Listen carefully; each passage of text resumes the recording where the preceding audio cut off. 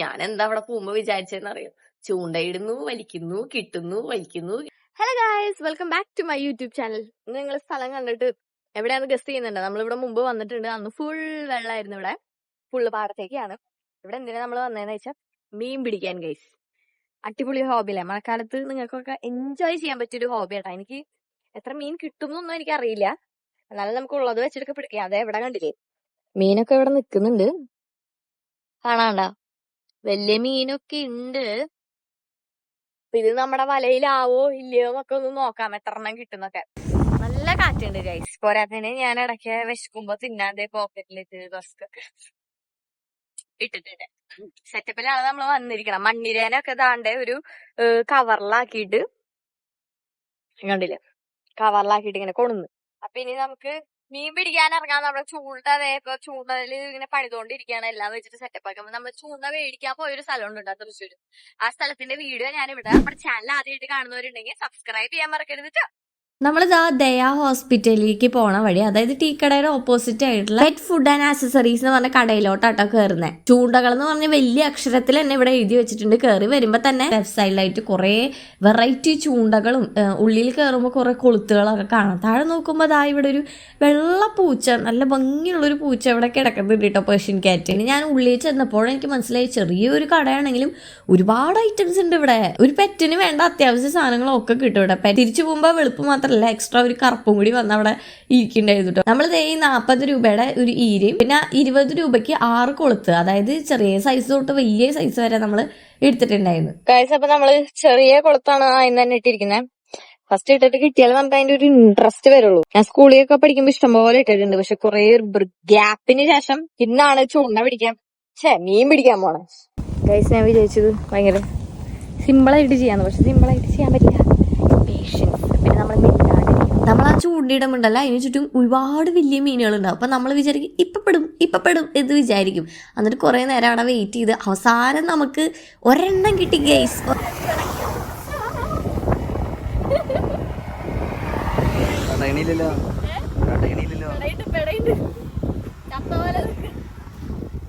എത്ര നേരത്തിന്റെ അധ്വാനത്തിന് ശേഷം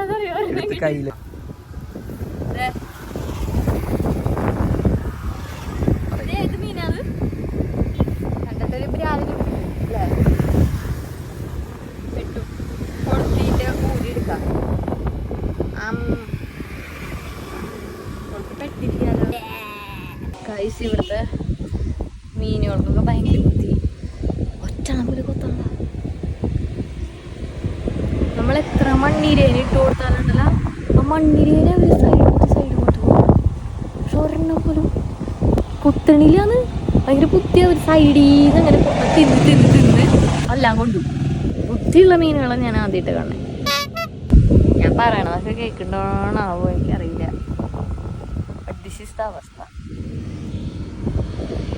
കുറെ നേരം നമുക്കതിനുള്ള ഒരു പേഷ്യൻസ് ഉണ്ടാവണം, എന്നാൽ മാത്രം നമുക്ക് മീനിന് കിട്ടുള്ളൂ. ഇവിടെ ഫുള്ള് വരണവർക്ക് തൊട്ടടുത്ത് ഫസ്റ്റ് ഇവിടെ നിന്ന് കാണുന്ന ഫസ്റ്റത്തെ കടയിൽ നിന്ന് തന്നെ കിട്ടും കേട്ടോ മീനിന്റെ സെറ്റൊക്കെ. വലിക്കണ്ട്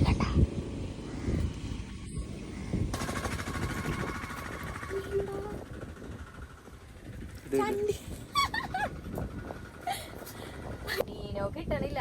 ഇനി റേഷൻ പോയിട്ട് മേടിച്ചില്ലെങ്കിൽ ഇല്ലല്ല അച്ഛൻ എന്നെ തല്ലിക്കൊല്ലും വീട്ടുകാരനാന്ന് പറയാം. അപ്പൊ വേഗം പോയിട്ട് ഇവിടെ അടുത്ത് എവിടെയെങ്കിലും ഉണ്ടെങ്കിൽ വേഗം പോയിട്ട് മേടിച്ചിട്ട് വരാം. സമയം ഞങ്ങൾ തൃശ്ശൂരിൽ നിന്നാണ് എടുക്കാറ്. അപ്പൊ ഇവിടെ എവിടെയെങ്കിലും അടുത്ത് കിട്ടുമോ എന്ന് നമുക്കൊന്ന് ടെസ്റ്റ് ചെയ്തിട്ട് വരാം കേട്ടോ. ഞാൻ ഇതുവരെ നമ്മുടെ സ്ഥലം അല്ലാണ്ട് തൃശ്ശൂരിൽ നിന്നല്ലാണ്ട് വേറൊരു സ്ഥലത്ത് നിന്ന് വാങ്ങിയിട്ടില്ല.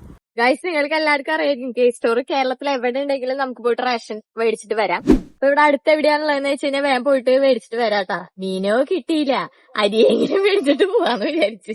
അങ്ങനെ നമ്മൾ വണ്ടി എടുത്തത് ആ കെ സ്റ്റോർ തപ്പി ഇറങ്ങി. ഇപ്പൊ ഒരു 100 മീറ്റർ കഴിഞ്ഞപ്പോഴേക്കും ഇതേ സ്ഥലം ഇവിടെ ഉണ്ടായിരുന്നു കേട്ടോ. തിരക്ക് കുഴപ്പമില്ലാത്തൊരു തിരക്ക്. കെ സ്റ്റോർ എല്ലാം 8 മണി വരെ ഉണ്ട്. എന്നാലും ഞാൻ നേരത്തെ പോയി വാങ്ങിയെന്ന് മാത്രം. അങ്ങനെ നമ്മൾ അരിയൊക്കെ കിട്ടി ഹാപ്പി ആയിട്ട് അങ്ങോട്ട് തിരിച്ചു മടങ്ങി. പിന്നെയും ചൂണ്ടയിടാന്ന് വിചാരിച്ചു, കാരണം ഒരു മീനായിട്ട് തിരിച്ചു കൊണ്ടുപോകാൻ പറ്റില്ലല്ലോ. എവിടെ നിന്ന് വേണമെങ്കിലും മേടിക്കാന്ന് എനിക്കിപ്പോ മനസ്സിലായി. ഗൈസ്, നമ്മള് മീൻ പിടിച്ച് സമയം പോയത് അറിഞ്ഞില്ല. റേഷൻ മേടിക്കാനുണ്ടായിരുന്നു. ഇതാണെങ്കിൽ ലാസ്റ്റത്തെ ദിവസമായി. അപ്പൊ പിന്നെ നമ്മൾ ആ ചൂണ്ടയൊക്കെ അവിടെ സൈഡിൽ ഇട്ടിട്ട് വേഗം വന്നു റേഷൻ കടയിൽ. കിട്ടി, എന്തോ ഭാഗ്യം.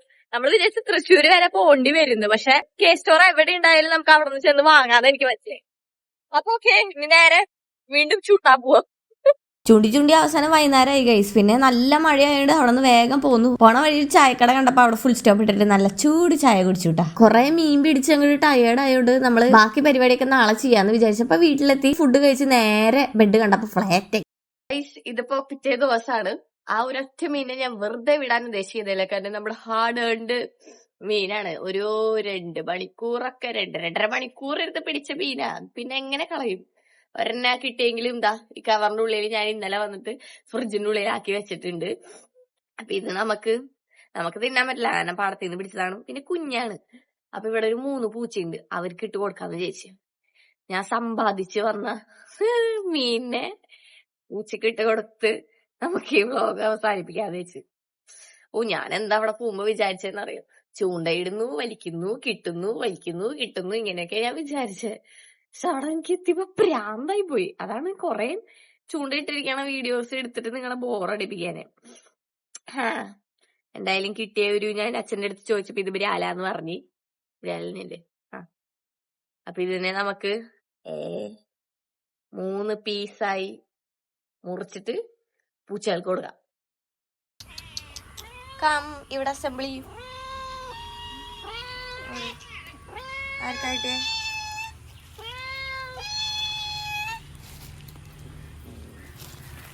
ഈ മണ്ടി പൂച്ച ഇവിടെ തന്നെ.